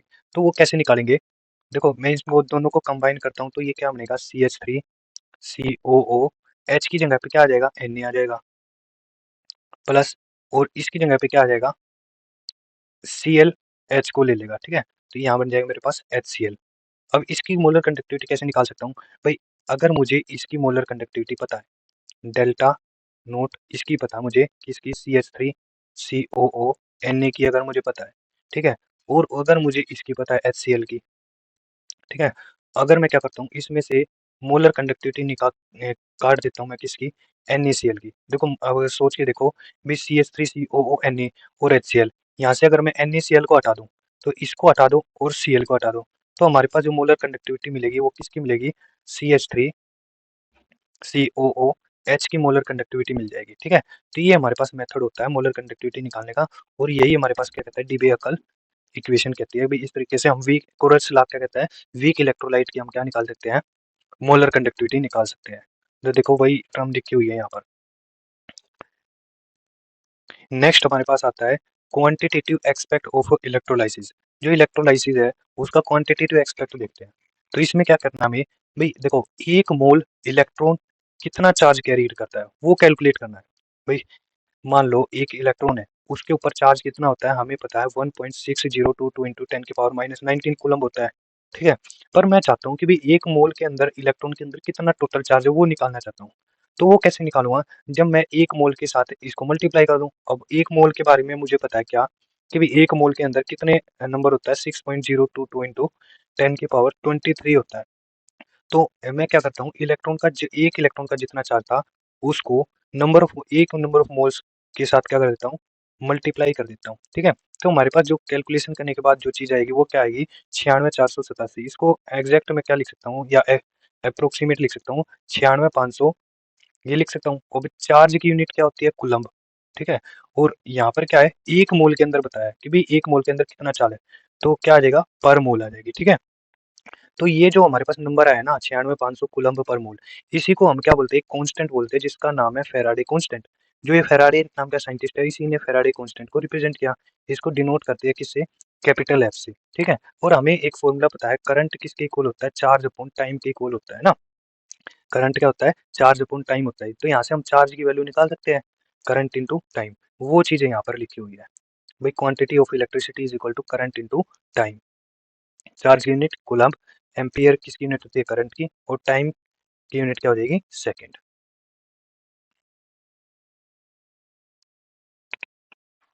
जी, तो हमारी अगली टर्म आती है इलेक्ट्रोकेमिकल सेल। देखो दो तरीके के सेल होते हैं हमारे पास, एक तो इलेक्ट्रोलाइटिक सेल होते हैं, ठीक है, एक होते हैं इलेक्ट्रोलाइटिक सेल, और एक होते हैं इलेक्ट्रोकेमिकल सेल, ठीक है। इलेक्ट्रोलाइटिक सेल से याद रखना, ये जो सेल होते हैं इलेक्ट्रोलाइटिक सेल, ई से मतलब इलेक्ट्रिकल एनर्जी, और सी से मतलब केमिकल एनर्जी। जो इलेक्ट्रिकल एनर्जी से केमिकल एनर्जी में कन्वर्ट कर दे वो होते हैं इलेक्ट्रोलाइटिक सेल। दूसरे टाइप के सेल होते हैं गैल्वेनिक सेल बोले, या फिर इलेक्ट्रोकेमिकल सेल बोले। ये गैल्वेनिक सेल क्या करते हैं, इसका अपोजिट करते हैं, जैसे केमिकल एनर्जी को किस में कन्वर्ट करते हैं, इलेक्ट्रिकल एनर्जी में कन्वर्ट करते हैं, ठीक है। तो गैल्वेनिक सेल याद रखना और इलेक्ट्रोलाइटिक सेल याद रखना, ठीक है। तो ये गैल्वेनिक सेल क्या करते हैं, is a device used to convert chemical energy, chemical energy से इलेक्ट्रिकल एनर्जी में कन्वर्ट करते हैं। उस डिवाइस को हम क्या बोलते हैं, या उस सेल को हम क्या बोलते हैं, इलेक्ट्रो गैल्वेनिक सेल बोलेंगे, ठीक है। इसी का दूसरा नाम वोल्टेनिक सेल भी होता है, ठीक है। Cell involving the following redox reaction, इस सेल के अंदर कुछ एक रिडॉक्स रिएक्शन प्रोसीड होती है। वो कौन सी होगी, जैसे जिंक और कॉपर की रिएक्शन होती है, ठीक है। जिंक का यहाँ पर क्या होता है, ऑक्सीडेशन होता है, और कॉपर का यहाँ पर क्या हो रहा है, रिडक्शन हो रहा है, ठीक है। अब इसी सेल को हम एक और नाम बोलते हैं डैनियल सेल भी बोलते हैं, जिसके अंदर कॉपर और जिंक प्रोड्यूस होता है। तो यहाँ पर क्या आता है, डैनियल सेल बोल सकते हैं। When the concentration of zinc and copper taken as unity, अगर ये कह रहा है, अगर मैं जिंक की और कॉपर की कंसंट्रेशन को क्या ले लेता हूँ, यूनिटी ले लेता हूँ, तो कंसंट्रेशन की टर्म क्या होती है, मोलरिटी, ठीक है, मोल्स पर लीटर। ये होगी। दी सेल पोटेंशियल क्या होगा of the cell is equal to, ये कहता है अगर मैं इसकी सेल की कंसेंट्रेशन जिंक की और कॉपर की 1 ले लेता हूँ, तो हमारे पास जो सेल पोटेंशियल होता है, यानी कि एक तरीके से ईएमएफ ही लगा लो या फिर कह सकते हैं वोल्टेज लगा सकते हैं, वोल्ट पोटेंशियल डिफरेंस, ठीक है। तो ये क्या हो गया हमारे पास, इसकी वैल्यू हो जाएगी 1.10 वोल्ट। ये जो वैल्यू है ना वो हम आगे कैलकुलेट करके भी दिखाएंगे किस तरीके से आती है ये 1.10 वोल्ट।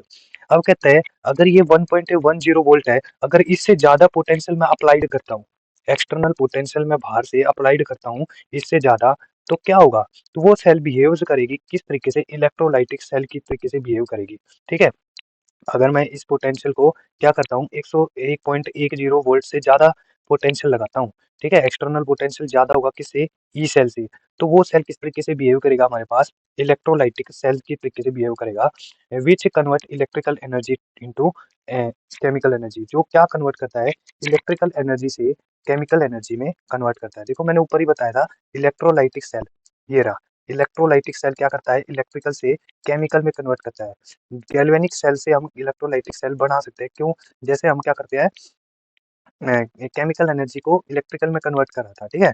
इसका मैं क्या करता हूँ, ज्यादा इलेक्ट्रोड पोटेंशियल डाल देता हूँ, जो मैं इस डेनियल सेल से, डेनियल सेल में मैं क्या करता हूँ, इलेक्ट्रो जो हमारे पास पोटेंशियल है वो 1.10 वोल्ट से ज्यादा लगाता हूँ, तो ये किस में कन्वर्ट हो जाता है, इलेक्ट्रोलाइटिक सेल में कन्वर्ट हो जाता है, ठीक है। अगला हमारे पास आता है इलेक्ट्रोड पोटेंशियल। इलेक्ट्रोड पोटेंशियल यानी कि किसी भी इलेक्ट्रोड का कितना पोटेंशियल है, ठीक है, वो उसको इलेक्ट्रिसिटी कितनी कैपेसिटी से दे रहा है, कितनी टेंडेंसी से इलेक्ट्रॉन उसमें मूव कर रहे हैं, वही हमारे पास क्या है, इलेक्ट्रोड पोटेंशियल होगा, ठीक है। तो ये क्या कर रहा है, tendency of electron to loss और gain electron is called electrode potential. भाई कितनी टेंडेंसी से, क्या कह रहा है, कितनी टेंडेंसी से वो इलेक्ट्रॉन को लॉस कर रहा है, जो भी इलेक्ट्रोड है, मान लो कोई इलेक्ट्रोड ई है और ये इलेक्ट्रोड क्या है, बी है, ठीक है। ये इलेक्ट्रॉन कितनी टेंडेंसी से इलेक्ट्रॉन डोनेट कर रहा है, और बी इलेक्ट्रोड कितनी टेंडेंसी से इस इलेक्ट्रॉन को गेन कर रहा है, उसी को हम क्या बोलते हैं, इलेक्ट्रोड पोटेंशियल बोलेंगे, ठीक है। उसका पोटेंशियल एक तरीके से टेंडेंसी है, ठीक है। It depend upon nature of electrodes, ये किस पे डिपेंड करता है, इलेक्ट्रोड पोटेंशियल डिपेंड करता है किसके ऊपर, एक तो इलेक्ट्रोड का नेचर कैसा है, वो किस टाइप का इलेक्ट्रोड है, ये टेम्परेचर कितना है, ये कंसंट्रेशन होती है जो आयंस की सॉल्यूशन के अंदर वो कितनी है, भाई ज्यादा कंसंट्रेशन है तो ज्यादा इलेक्ट्रोड पोटेंशियल होगा, अगर कम कंसंट्रेशन है तो कम इलेक्ट्रोड पोटेंशियल होगा। तो ये कह रहा है इलेक्ट्रोड पोटेंशियल मेजर एट, अगर मैं इलेक्ट्रोड पोटेंशियल को किसी इलेक्ट्रोड की इलेक्ट्रोड पोटेंशियल को मेजर करता हूँ किस पे, जब मैं टेम्परेचर रख देता हूँ 298 केल्विन, और जो मोलर कंसंट्रेशन होगी वो मैं रख देता हूँ 1 मोलर कंसंट्रेशन, और प्रेशर को मैं रख देता हूँ 1 एटमॉस्फेयर, उस पोटेंशियल को मैं क्या बोलता हूँ, स्टैंडर्ड इलेक्ट्रोड पोटेंशियल बोलता हूँ। इसको मैं डिनोट करता हूँ ई नोट से, ई लगा के उसके ऊपर जीरो लगा देता हूँ, ये हमारे पास क्या है, E note standard electrode potential है, ठीक है। उसके बाद आता है हमारे पास इट इज मेजर्ड रेफरेंस, इसका देखो ये जो मेजर किया जाता है ना अलग अलग इलेक्ट्रोड के लिए स्टैंडर्ड इलेक्ट्रोड पोटेंशियल मेजर किया जाता है, परंतु ये एक रेफरेंस लेके चल रहा है। अब रेफरेंस किसको लिया हमने, हाइड्रोजन को रेफरेंस ले लिया, तो स्टैंडर्ड बोलो या नॉर्मल हाइड्रोजन इलेक्ट्रोड, उसकी वैल्यू कितनी होती है, हमारे पास जीरो होती है, ठीक है। जो स्टैंडर्ड हाइड्रोजन इलेक्ट्रोड है इसके रिस्पेक्ट में और जो इलेक्ट्रोड है उसके क्या करेंगे, हम इलेक्ट्रोड पोटेंशियल की वैल्यू निकालेंगे, जो स्टैंडर्ड हाइड्रोजन इलेक्ट्रोड है उसकी वैल्यू हम क्या लेके चल रहे हैं, जीरो लेके चल रहे हैं, ठीक है, जीरो लेके चलेंगे। अब जिसकी ज्यादा होगा इलेक्ट्रोड पोटेंशियल उसको ऊपर लिख देंगे, और जिसका नीचे होगा उसका नीचे लिख देंगे, और ये क्या है, S H E standard hydrogen electrode है। हाइड्रोजन के लिए जो इलेक्ट्रोड पोटेंशियल है वो क्या है, जीरो की इक्वल मान लिया हमने, ठीक है। उसके बाद आता है सेल पोटेंशियल, यानी कि कोई सेल है उसका कितना पोटेंशियल है, उसी को हम क्या बोलते हैं, ईएमएफ बोलते हैं, ठीक है। देखो बैटरी के लिए वो पोटेंशियल क्या आ जाता है, वी, ठीक है, और जो सेल्स होती है उनके लिए क्या वो करते हैं हम, ईएमएफ का यूज करते हैं, ठीक है।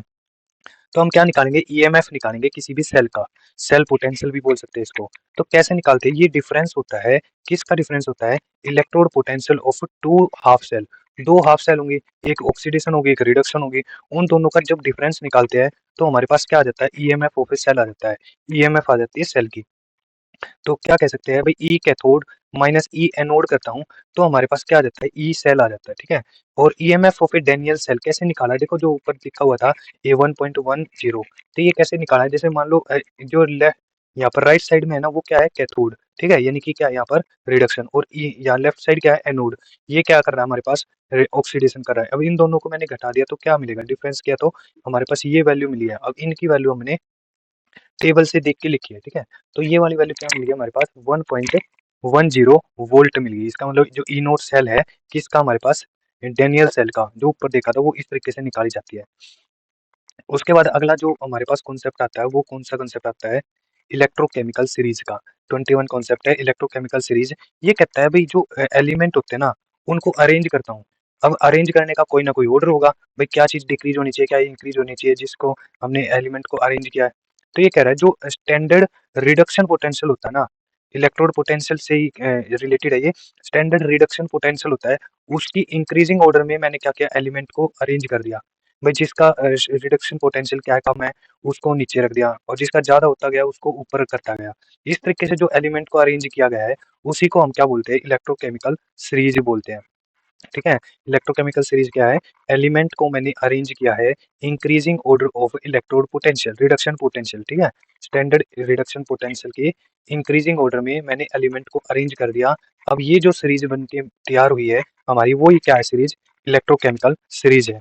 अब effect of having more negative reduction potential, ये कह रहा है अगर रिडक्शन पोटेंशियल की वैल्यू जितनी ज्यादा नेगेटिव होगी, यानी कि -5 मान लेता हूँ मैं एग्जांपल के लिए, ये रिडक्शन पोटेंशियल की वैल्यू -5 है।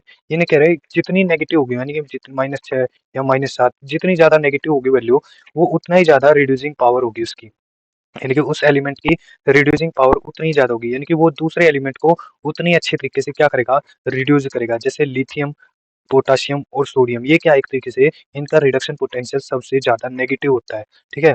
उसके बाद those having more positive value, जिन रिडक्शन पोटेंशियल की वैल्यू अगर पॉजिटिव मिलती है, जितनी ज्यादा पॉजिटिव मिलेगी, यानी कि +5, +5, 6 और +7, जितनी ज्यादा पॉजिटिव वैल्यू मिलेगी उतनी ज्यादा ऑक्सीडाइजिंग पावर होगी उसकी, यानी कि वो उतनी अच्छे तरीके से दूसरे कंपाउंड को ऑक्सीडाइज करेगा। अब हम मान सकते हैं जैसे एग्जांपल F2Cl2, ये हमारे पास क्या है, ऑक्सीडाइजिंग एजेंट का काम करेंगे, ठीक है।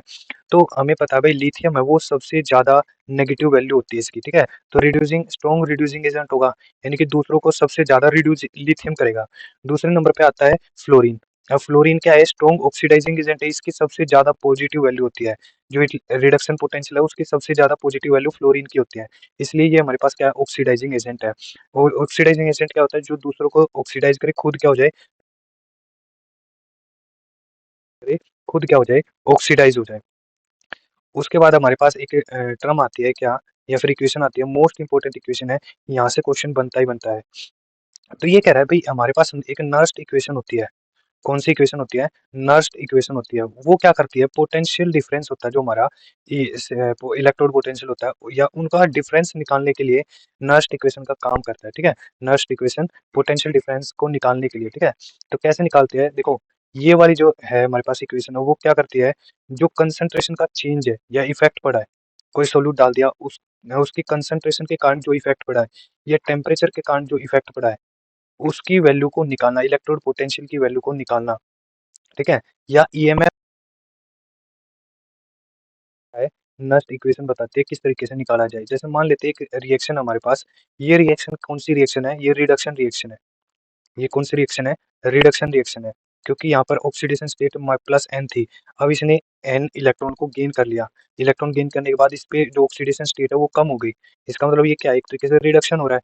अब अगर मुझे इसकी नास्ट इक्वेशन लिखनी पड़ जाए तो कैसे लिखूंगा, ई निकालना है इलेक्ट्रोड पोटेंशियल, और ये क्या है, ई नोट है स्टैंडर्ड इलेक्ट्रोड पोटेंशियल, ठीक है। माइनस करेंगे RT/NF, RT/NF, ln m क्या लिया हमने, प्रोडक्ट की साइड जो भी है हमारे पास वो ऊपर लिखेंगे, और डिवाइड बाय नीचे क्या लिखेंगे, जो रिएक्टेंट की साइड हमारे पास मेटल है, ठीक है। तो प्रोडक्ट की साइड m है, और m पर क्या है, इस तरीके से डिनोट करते हैं। और रिएक्टेंट की कंसंट्रेशन क्या है, Mn पॉजिटिव, तो इसको डिवाइड में लिख दिया हमने, ठीक है।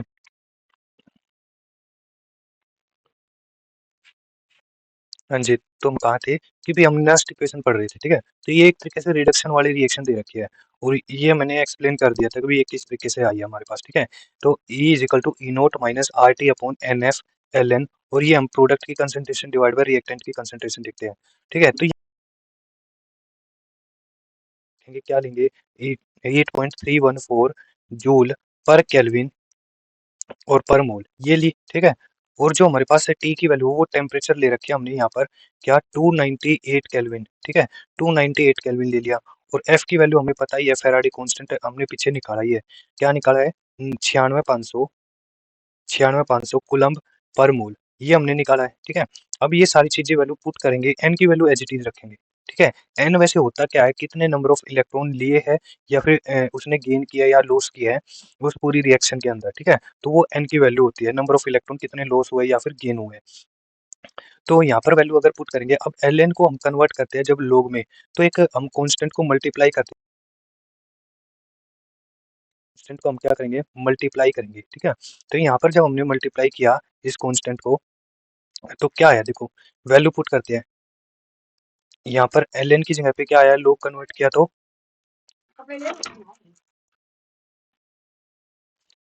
हाँ, तो हम ये वैल्यू पुट करते हैं, आर की वैल्यू पुट कर देंगे, टेम्परेचर की वैल्यू पुट कर देंगे और एफ की वैल्यू पुट कर देंगे। तो जब हम वैल्यू को पुट करते हैं, हमारे पास आता है, ये क्या आ जाता है, 0.0591, ये टर्म आ जाती है, और डिवाइड बाई एन तो एज इट इज है। ठीक है, और एक बात याद रखना कि भाई जो भी जिसके ऊपर चार्ज नहीं होता उसकी कंसेंट्रेशन हम क्या लेके चलते हैं, 1 लेके चलते हैं। तो एम की कंसेंट्रेशन हमने क्या लिया है, 1 लिया है। ठीक है, तो यहाँ पर m की वैल्यू क्या रख दी हमने, 1। जिसके ऊपर चार्ज नहीं होता, जो न्यूट्रल मॉलिक्यूल होता है, मेटल एटम होता है, तो वो उसको क्या करते हैं, हम कंसंट्रेशन 1 लेके चलते हैं। और ये कह रहा है 298 केल्विन पे ही हम ये वाला फॉर्मूला लगाएंगे। अगर टेम्परेचर कुछ और दे रखा है, 298 केल्विन से अलग दे रखा है, तो हम क्या करेंगे, ये वाली वैल्यू क्या होती है हमारे पास, वेरी कर जाती है। ठीक है, तो हम उस केस में नहीं लगाएंगे जब टेम्परेचर 298 नहीं दे रखा, हम तभी लगाएंगे जब ये टेम्परेचर 298 दे रखा है, तब ये डायरेक्ट फॉर्मूला हम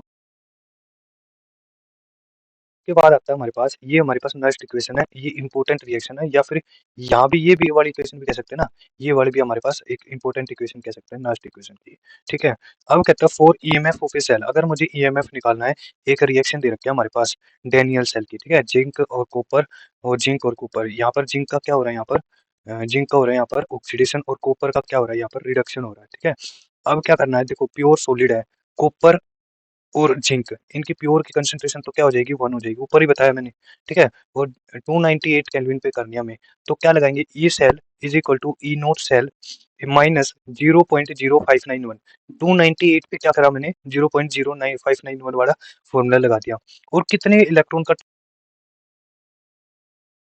वो आ जाएगी, क्योंकि देखो 2 इलेक्ट्रॉन जिंक ने डोनेट किए और कॉपर ने 2 इलेक्ट्रॉन लिए। ठीक है, तो एन की वैल्यू जो इलेक्ट्रॉन का ट्रांसफर हो रहा है वो हमारे पास 2 का है। ठीक है, तो एन की वैल्यू हमने क्या पुट कर दी, 2 पुट कर दी, और लोग, और यहाँ पर Z N two positive, Z N two positive यहाँ पर क्या आ जाएगा, प्रोडक्ट वाली साइड हम देखेंगे कितने हमारे पास क्या है, जिसके ऊपर पॉजिटिव चार्ज है। ठीक है, या नेगेटिव चार्ज जो भी हो, जिनके ऊपर चार्ज हो वो प्रोडक्ट वाली साइड लिखेंगे, डिवाइड बाय रिएक्टेंट वाली साइड। ठीक है, यहाँ पर Cu2 पॉजिटिव ही दिखाई दे रहा है, तो ये लिख दिया हमने। तो ये हमारे पास नेक्स्ट इक्वेशन आ जाती है, और एग्जाम में पूछी जाती है, नेक्स्ट इक्वेशन लिखते हैं कि भाई कोई भी इक्वेशन दे देंगे। ठीक है, उससे अगला कॉन्सेप्ट आता है हमारे पास 23 concept, relation between standard EMF O and equilibrium constant. देखो जो ई नोट, ये ई नोट सेल है, ये क्या हमारे पास स्टैंडर्ड ईएमएफ है। ठीक है, ई नोट लग जाता है तो स्टैंडर्ड ईएमएफ। अब इसका हमने रिलेशन बताना है इक्विलिब्रियम कांस्टेंट से।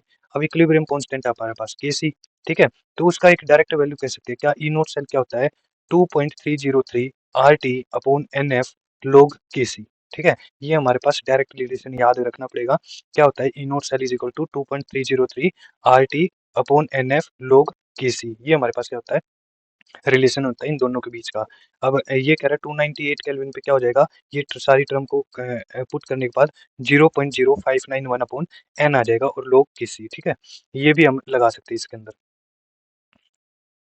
उसके बाद कहता है relation between Gibbs free energy, जो गिब्स फ्री एनर्जी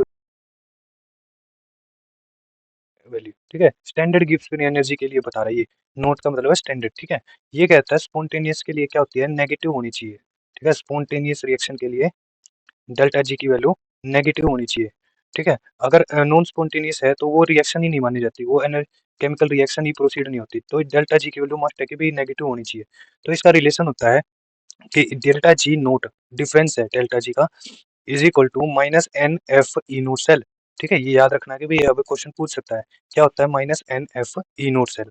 अब relation between free energy, Gibbs free energy का किसके साथ, इक्विलिब्रियम कांस्टेंट के साथ। देखो यहाँ पर अगर मैं ई नोट की वैल्यू पुट कर दूं तो केसी की वैल्यू आ सकती है, देखो करके देख सकते हैं हम। भाई ई नोट की वैल्यू ये थी,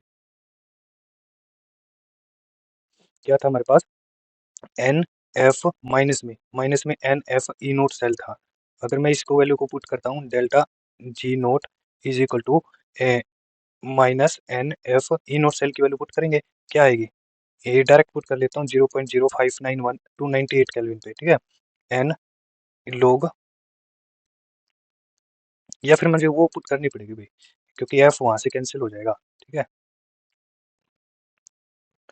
ये वाली ऊपर वाली वैल्यू पुट करनी पड़ेगी, क्या, ये 2.303 R T upon N F E naught की वैल्यू पुट कर रहा हूँ मैं, ठीक है, इनटू लोग के सी हमारे पास क्या है, इक्विलिब्रियम कांस्टेंट है, M N F cancel out, तो ये हमारे पास क्या हो जाएगी, minus N 2.303 R T, N तो कैंसिल आउट हो गया ना, तो एन तो बचेगा ही नहीं, ये आ जाएगा माइनस 2.303 आर टी लोग के सी, ठीक है, तो ये रिलेशन आ गया हमारे पास किसका, गिब्स फ्री एनर्जी का और इक्विलिब्रियम कांस्टेंट का, ठीक है, तो वही रिलेशन हमने यहाँ पर निकाला है, ठीक है। अगला है इलेक्ट्रोलाइसिस क्या होता है, देखो अब तो थोड़ा ही चैप्टर रह गया कंप्लीट होने पे हमारा चैप्टर ये। इलेक्ट्रोलाइसिस क्या होता है, एक प्रोसेस होती है, किस कौन सी प्रोसेस होती है, जिसमें इलेक्ट्रोलाइट डिकम्पोज हो जाए, इलेक्ट्रोलाइट डिकम्पोज हो जाए या फिर टूट जाए, जब मैं उसमें से क्या पास करता हूँ, इलेक्ट्रिसिटी को पास करता हूँ, ठीक है। अब इलेक्ट्रिसिटी होनी चाहिए या फिर एक्वस सॉल्यूशन होना चाहिए, ठीक है, एक्वस सॉल्यूशन हो या एक्वस सॉल्यूशन या मोल्टन स्टेट होनी चाहिए, जब मैं उसमें से इलेक्ट्रिसिटी पास करता हूँ तो इलेक्ट्रोलाइट क्या हो जाते हैं, डिसोसिएट हो जाते हैं या डिकम्पोज हो जाते हैं, उसी प्रोसेस को हमने क्या बोला है, इलेक्ट्रोलाइसिस बोला है, ठीक है। अगली जो टर्म है हमारे पास, product formation in electrolysis, product formation किस तरीके से, देखो ये कह रहा है भाई substance having higher value of reduction potential is easily reduce, जिसकी रिडक्शन पोटेंशियल हाई होगा, ठीक है, जिसका रिडक्शन पोटेंशियल किसी भी मान लो कोई भी सब्सटेंस है जिसका रिडक्शन पोटेंशियल क्या है, हाई है, ठीक है, तो वो इजीली रिड्यूस हो जाएगा, ये तो बात ठीक है, वो क्या हो जाएगा, इजीली रिड्यूस हो जाएगा। और हमें पता है भाई कैथोड पे हमेशा क्या होता है, रिडक्शन, कैथोड पे रिडक्शन, रिड्यूस होगा तो कैथोड पे ही होगा, और एनोड पे क्या होगा, ऑक्सीडेशन होगा, ठीक है, तो ये टर्म है, ठीक है, तो वो रिड्यूस तो होगा पर कहाँ पर होगा, एट कैथोड पे। और एक ऐसा सब्सटेंस है जिसकी रिडक्शन पोटेंशियल क्या है, हाई, रिडक्शन पोटेंशियल नहीं, उसका ऑक्सीडेशन पोटेंशियल हाई है, उसका क्या है, ऑक्सीडेशन पोटेंशियल हाई है, अगर वो ऑक्सीडेशन पोटेंशियल हाई है तो वो इजीली ऑक्सीडाइज हो जाएगा, और ऑक्सीडाइज कहाँ पर होगा, एनोड पे होगा, ठीक है। तो इसी तरीके से हमने दिखा रखा भाई, कोई हमारे पास इलेक्ट्रोलाइसिस की प्रोसेस हो रही है कहाँ पर, एक पानी के अंदर, जब मैं उसके अंदर कुछ अमाउंट मिला देता हूँ क्या, H2SO होगी, तो H2 है वो, उसका तो रिडक्शन होता है कैथोड पे, O2 का ऑक्सीडेशन होता है कहाँ, एनोड पे। इसी तरीके से इलेक्ट्रोलाइसिस, सीयू का रिडक्शन होगा कैथोड पे, Br2 का रिडक्शन होगा एनोड पे। इसी तरीके से इलेक्ट्रोलाइसिस करवा रहे हैं NaCl मोल्टन स्टेट में, तो Na का रिडक्शन होगा कैथोड पे, Cl2 का रिडक्शन होगा, ऑक्सीडेशन होगा कहाँ पर, एनोड पे। और इसी तरीके से इलेक्ट्रोलाइसिस हो रहा है एक्वस सॉल्यूशन में, ये कहता है मोल्टन स्टेट पे तो ऐसा होगा, ठीक है, जहाँ पर हमने पानी मिलाया ही नहीं, जब एक्वस सॉल्यूशन होगा तो वहाँ पर पानी मिलाएंगे, तो वहाँ पर हाइड्रोजन भी मिलेगा, हाइड्रोजन एट कहाँ होगा, कैथोड पे, और Cl2 कहाँ होगा, एनोड पे। ये थोड़ा सा याद रखना पड़ेगा, यहाँ पर तो कैथोड पे क्या था, Na था, और यहाँ पर कैथोड पे क्या है हमारे पास, H2 है, ठीक है, और बाकी एनोड पे तो सेम ही है। उसके बाद आता है हमारे पास एक, ये लगा लो लास्ट ही टॉपिक है एक तरीके से, टाइप ऑफ कमर्शियल सेल, जो हमारे पास कमर्शियल सेल होते हैं, उन सेकेंडरी सेल, और तीसरा होता है फ्यूल सेल। प्राइमरी सेल को हम ड्राई सेल भी बोल सकते हैं या फिर मरकरी सेल भी बोल सकते हैं। जो सेकेंडरी सेल होता है वो हमारे पास लेड स्टोरेज बैटरी, जैसे लेड की बैटरी होती है, ठीक है, या फिर निकिल और कैडमियम के सेल होते हैं।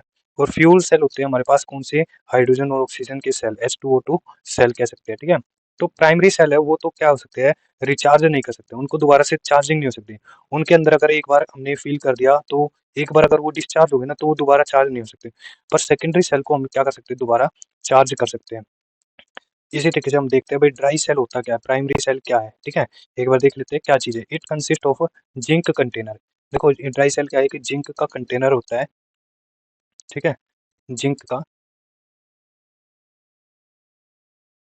अब ये जिंक का कंटेनर है, वो किसके तरीके से एक्ट करेगा, वो एक्ट करेगा एनोड की तरीके से, और इसके अंदर एक ग्रेफाइट की रोड डाली जाती है, क्या डाल दी, ग्रेफाइट की ग्रेफाइट की रोड डाल दी। अब ये ग्रेफाइट की रोड किस तरीके से एक्ट करेगी हमारे पास, कैथोड की तरीके से एक्ट करेगी। और अब इस सेल को कंप्लीट करने के लिए मैं क्या करता हूँ, कुछ इलेक्ट्रोलाइट डालता हूँ, ठीक है। साथ में हमने इलेक्ट्रोलाइट के साथ में MnO2 मैग्नीज ऑक्साइड वो डाल दिया। MnO2 जो ऑक्सीडेशन का काम करेगा, ठीक है, जल्दी से ऑक्सीडाइज करवाएगा। MnO2 डाल दिया। और इलेक्ट्रोलाइट डाला है कौन सा, NH4Cl और ZnCl2। क्या डाल दिया इलेक्ट्रोलाइट में हमने, इलेक्ट्रोलाइट में हमने क्या डाल दिया, NH4Cl। इन्हीं का डिसोसिएशन होगा। वोल्टेज जो होती है हमारे पास, ड्राई सेल होती है, उसकी वोल्टेज लाई करती है कहाँ पर, 1.25 से लेकर 1.5 वोल्टेज तक होती है, ठीक है। यानी कि इतनी वोल्टेज का वो करंट प्रोवाइड कर सकता है हमें, ठीक है। तो रिएक्शन किस तरीके से होती है, जैसे ये कह रहा है भाई एनोड पे क्या होगा हमारे पास, ऑक्सीडेशन। तो जिंक का क्या होगा, ऑक्सीडेशन, जिंक से Zn2 पॉजिटिव और यहाँ पर इलेक्ट्रॉन निकल गए। और कैथोड पे क्या होगा, रिडक्शन।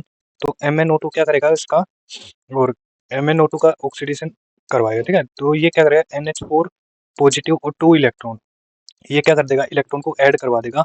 और MnO3 में बदल जाएगा, NH3 में, और H2O में बदल जाएगा, ठीक है। तो यहाँ पर इसका कैथोड पे क्या हो गया, रिडक्शन हो गया। उसके बाद अगले आता है मरकरी सेल। दो टाइप के बताए, मरकरी सेल और ड्राई सेल। तो यहाँ पर सेकेंडरी आती है मरकरी सेल। मरकरी सेल के अंदर क्या होगा, इट कंटेन जिंक। जिंक तो वही चीज है भाई, कैथोड की एनोड की तरीके से एक्ट कर रहा है। और उसके अंदर कार्बन डाली गई, जो कि किस तरीके से एक्ट करेगी, कैथोड की तरीके से एक्ट करेगी। और उसके अंदर क्या डाला गया, मरकरी ऑक्साइड डाला गया और KOH डाला गया एज ए इलेक्ट्रोलाइट। इलेक्ट्रोलाइट में हमने क्या डाला, KOH डाल दिया और मरकरी ऑक्साइड डाल दिया। और ये किस लिए यूज हो रहा है, it is used in small device like hearing aids. ये जो सेल्स होते हैं, मरकरी सेल्स होते हैं, जैसे हियरिंग एड्स हो गया या वाचेस हो गया, जो छोटे सेल होते हैं ना, वो चीज बात कर रहा है यहाँ पर। जो घड़ी छोटे हाथ पे बांधने वाली घड़ी होती है, उन पे डाला जाता है, वो वाली सेल, ये मरकरी सेल, ठीक है। तो हियरिंग एड्स होते हैं जैसे ब्लूटूथ वगैरह, ठीक है, या फिर वॉच,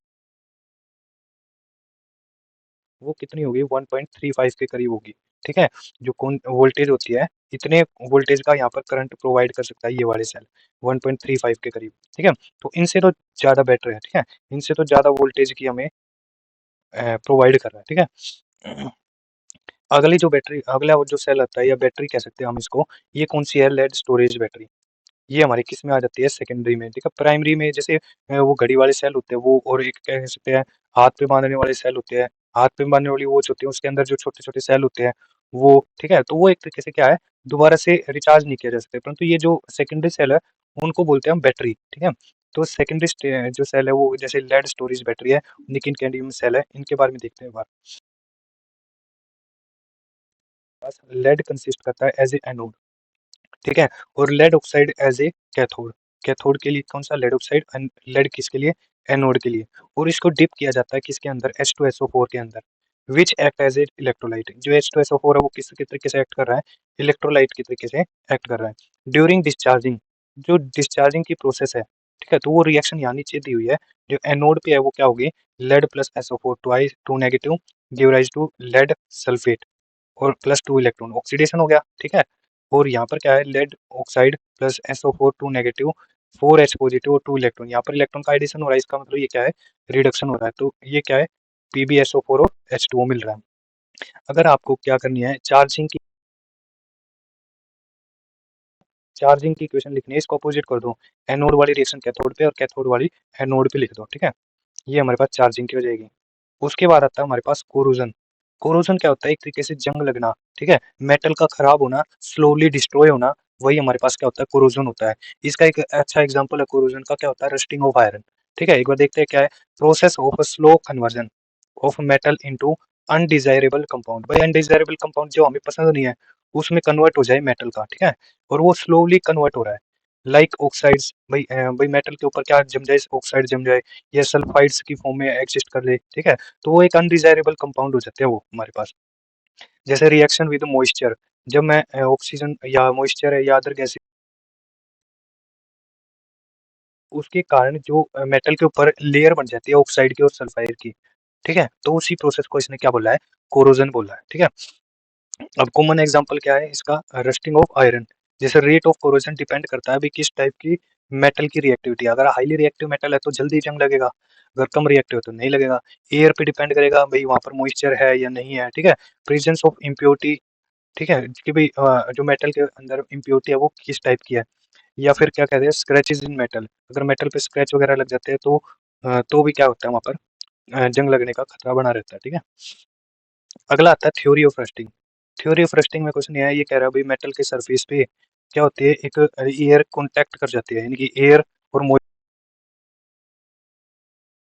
इलेक्ट्रॉन लॉस करेगा in the presence of H positive ion present in the water और ऑक्सीजन। तो ये रिएक्शन देख लेते हैं एक बार। देखो जैसे आयरन है और यहाँ पर एच पॉजिटिव होगा, कहाँ से मिलेगा भाई, वाटर के अंदर एच मिलेगा, और क्या होगा एयर के अंदर भी हाइड्रोजन मिल सकता है। ठीक है, और यहाँ पर क्या ऑक्सीजन गैस मिलेगी एयर से। ठीक है, अब ये क्या करेगा, यहाँ से इलेक्ट्रॉन को निकाल देगा अपने, आयरन क्या करेगा, ये इलेक्ट्रॉन को निकाल देगा, इसका ऑक्सीडेशन हो जाएगा। ठीक है, और ये क्या बना देगा, H2O बाहर में निकल जाएगी बाहर। ठीक है, अब क्या होगा, Fe2 पॉजिटिव जो बना है हमारे पास, वो दोबारा से O2 के साथ कंबाइन करेगा और H2 के साथ कंबाइन बनेगा करेगा तो क्या बना देगा, ऑक्साइड बना देगा, Fe2O, यानी कि फेरिक ऑक्साइड बना देगा, फेरिक ऑक्साइड बना देगा। ठीक है, और H पॉजिटिव बाहर निकल जाएगा, कंबाइन करके क्या बना देता है, रस्टिंग बना देता है, जिसका फॉर्मूला होता है Fe2O3 XH2O। ठीक है, तो फेरिक ऑक्साइड और XH2O कुछ एक वाटर के मॉलिक्यूल इसके साथ अटैच हो जाते हैं। तो यही हमारे पास रस्ट का फॉर्मूला है। तो इस जो टॉपिक है हमारे पास कोरोजन का, उन दोनों को कंबाइन करके लिखना पड़ेगा। ये इन तीन रिएक्शन लिखना और उसके ऊपर का भाग लिखना। ठीक है, उसके बाद आता है prevention of corrosion.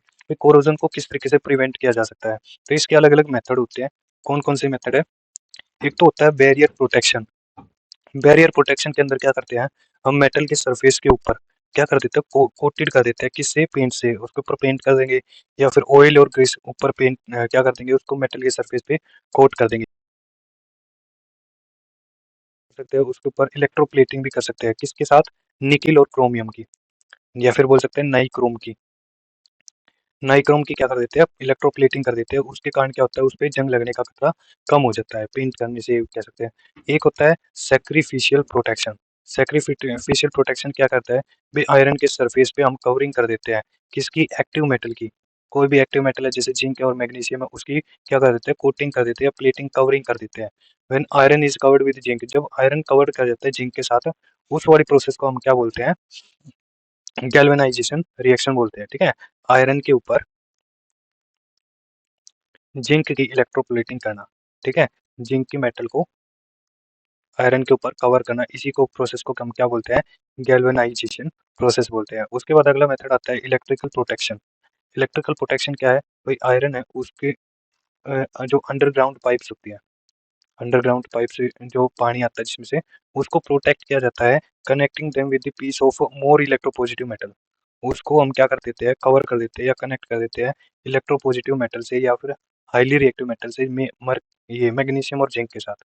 Which act as an anode, ये किस तरीके से एक्ट करते हैं, एनोड के तरीके से एक्ट करते हैं, यानी कि खुद का रिडक्शन हो जाए, ऑक्सीडेशन हो जाएगा और दूसरों का रिड्यूस कर देगा। ठीक है, तो lost electron to iron object, ये क्या कर देगा, अपने इलेक्ट्रॉन को लॉस कर देगा और किसको दे देगा, आयरन ऑब्जेक्ट को दे देगा। ठीक है, तो आयरन ऑब्जेक्ट का क्या हो जाएगा, एक तरीके से कैथोड की तरीके से एक्ट करेगा। देखो मान लो एनोड है, ये हमारे पास जिंक और मैग्नीशियम है, ये क्या करता रहता है, इलेक्ट्रॉन को डोनेट करता है। ठीक है, अब इलेक्ट्रॉन किसको दे देगा, आयरन को। अब आयरन के पास इलेक्ट्रॉन आने के बाद ये क्या हो गया, एक तरीके से कैथोड पे क्या होता था, रिडक्शन, और इनका एनोड पे क्या हो रहा है, ऑक्सीडेशन। तो एक तरीके से एनोड के तरीके से एक्ट करेगा, इसी प्रोसेस के कारण जो पाइप्स वगैरह है उसको जंग लगने से बचाया जा सकता है, यानी कि इसका रिडक्शन करवा देते हैं, ऑक्सीडेशन होगा ही नहीं फिर तो, है ना। तो इसी प्रोसेस को हम क्या बोलते हैं, कैथोडिक प्रोटेक्शन प्रोटेक्शन। यानी कैथोड की सहायता से हम क्या करते हैं, कैथोड प्रोटेक्शन कर देते हैं इसके ऊपर। तो यहीं पे हमारा ये जो लेक्चर है ये समाप्त होता है। ठीक है, थैंक यू फॉर वॉचिंग।